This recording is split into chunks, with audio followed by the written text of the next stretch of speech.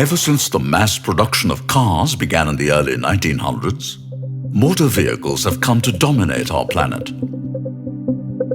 Starting in the 1950s, the construction of modern expressways has kept pace with humanity's growing transportation needs. Today, some of the fastest road expansion is happening in India. In addition to new roads, old 2-lane highways are being upgraded to 4- or 6-lane expressways at a rapid pace. Wherever such highways cut through forest areas, the consequences to wildlife are horrendous.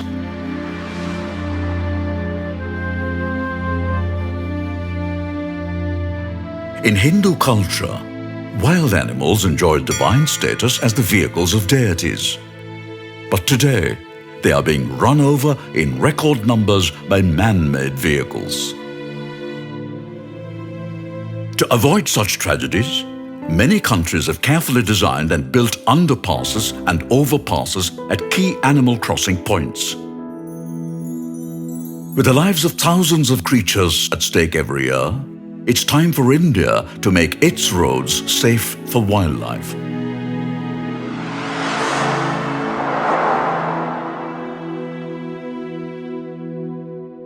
Few countries in the world can match India's natural diversity and richness.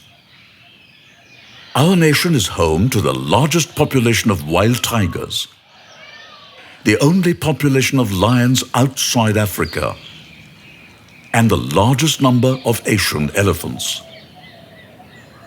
But with vast areas of forests lost to agriculture and urbanization, most of India's large mammals have a safe haven only in national parks and sanctuaries. Yet even these protected areas, as well as the critical corridors that connect them, are under pressure from many development projects, particularly linear intrusions. Any infrastructure that bisects a wildlife habitat is a linear intrusion. These include oil or water pipelines running above ground for kilometers, high-voltage power transmission lines, and railway lines that cut through forests. Trains speeding through forests have a deadly impact, with entire herds of elephants being mowed down in certain regions. Power lines can be fatal too, and again, elephants are frequently the victims of electrocution. Even pipelines affect wildlife by creating an insurmountable barrier for most animals. Beyond such visible impacts, all linear intrusions have one immense consequence. They divide a natural habitat and thus weaken its ecological integrity. This forest has been bisected in one direction by a high-tension power line and in another direction by a road, thus fragmenting a previously intact ecosystem into 4 pieces. The breaking up of large blocks of natural habitat into smaller pieces as a result of human activities is considered one of the most serious threats to wildlife. Of the various types of linear infrastructure, a road is the worst enemy of a forest because it exposes its previously untouched interior to a host of problems, including logging, poaching, mining, invasive weeds, and man-made forest fires. To top it all, with vehicles plying day and night, a road also turns the peaceful heart of a forest into a death trap for wildlife. Animals don't understand the deadly consequences of roads and cannot judge the speed at which modern vehicles travel. In fact, they often unwittingly use the comfortable surface for resting or moving around. A poorly maintained or potholed road may force vehicles to go slow, giving animals some chance to get out of the way. But when it's resurfaced, even a narrow road turns deadly. Imagine an animal trying to cross this busy highway through a forest. Just the noise from the traffic can be frightening. And then there's the matter of judging when it is safe to cross. Now, oops, that would have been fatal.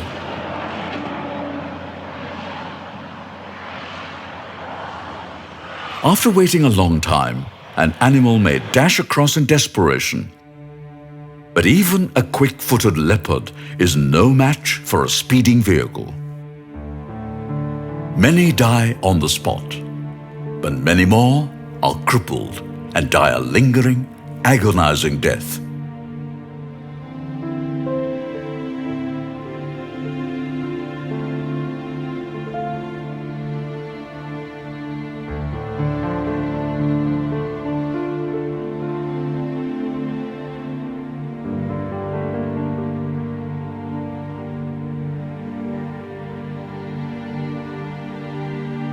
It's not only ground-dwelling animals that are affected. Because of the gap created by a road, canopy-dwelling animals like the highly endangered lion-tailed macaque, which travel across the forest by leaping from tree to tree, are forced to come down to the ground and risk death each time they try to cross to the other side. Today, roads and highways running through India's national parks and sanctuaries expose animals to a variety of ills, including pollution, stress, injury, and death. India has allocated vast resources for conserving its national animal, the tiger. But many are killed on highways that run through or adjoining the same forests that were set aside to save them.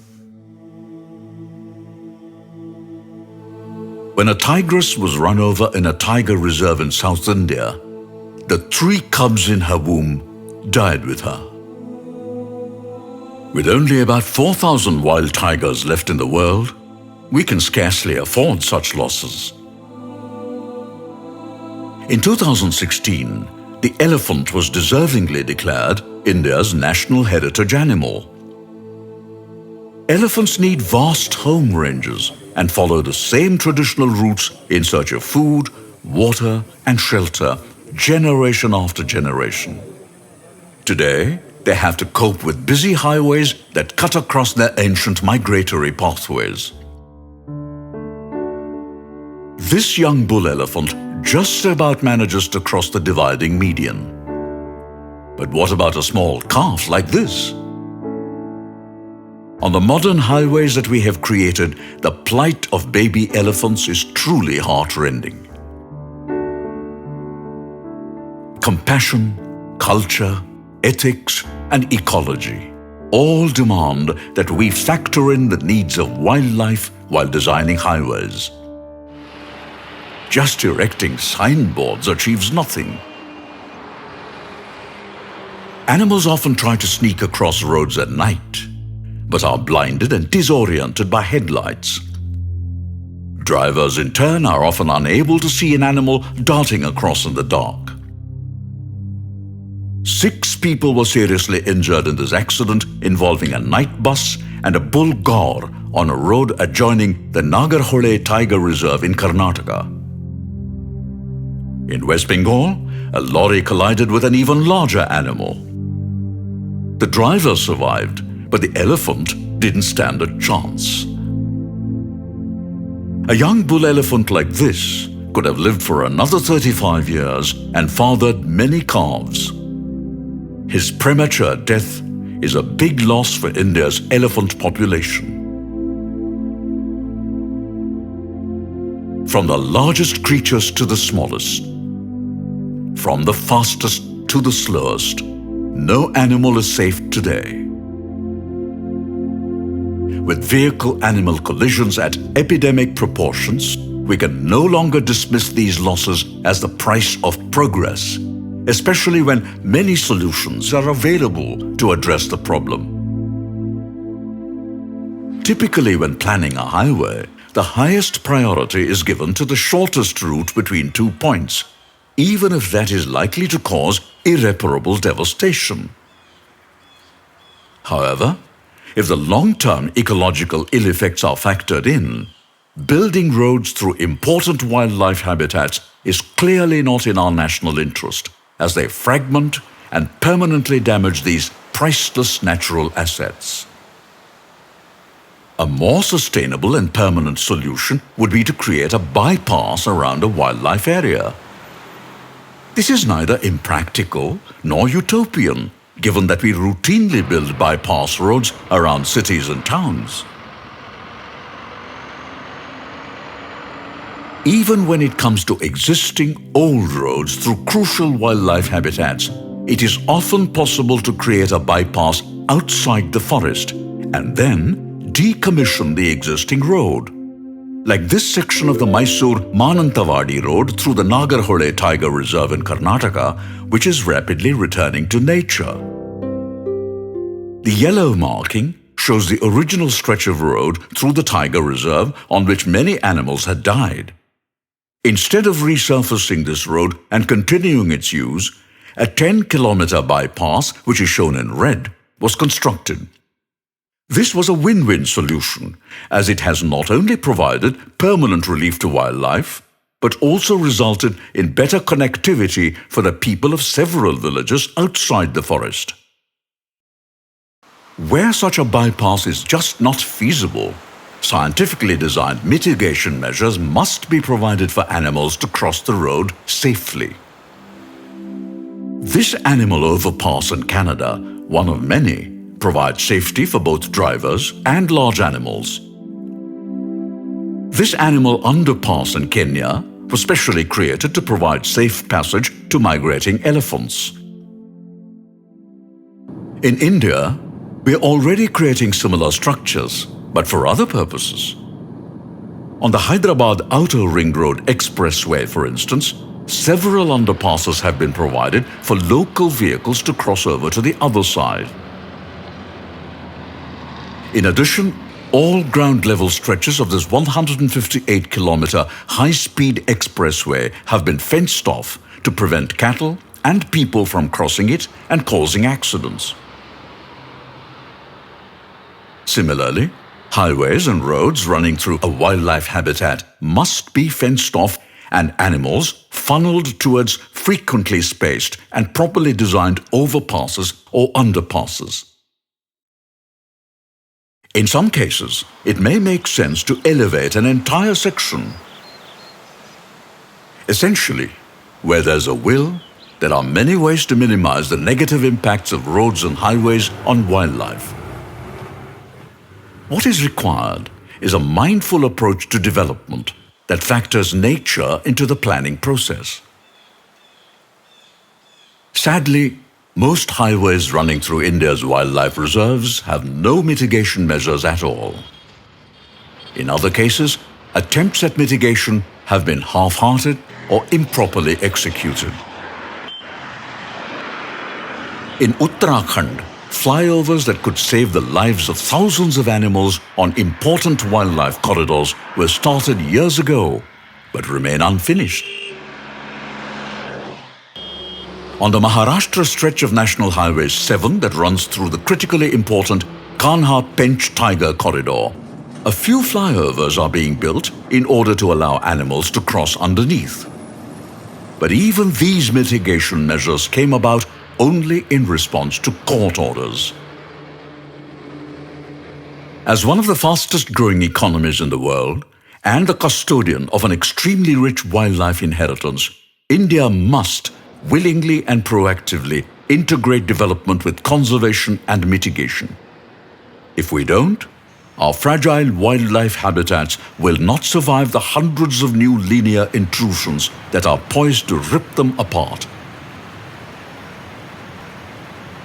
Today, Road ecology is a well-established science, and there's a great deal of expertise available on the best ways to reconcile road development with conservation.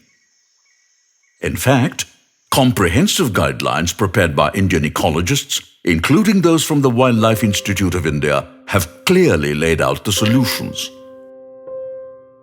The most effective solution to save a wildlife habitat and all its animals is to avoid putting a road through it, because even the best mitigation measures cannot avert fragmentation or save all types of animals.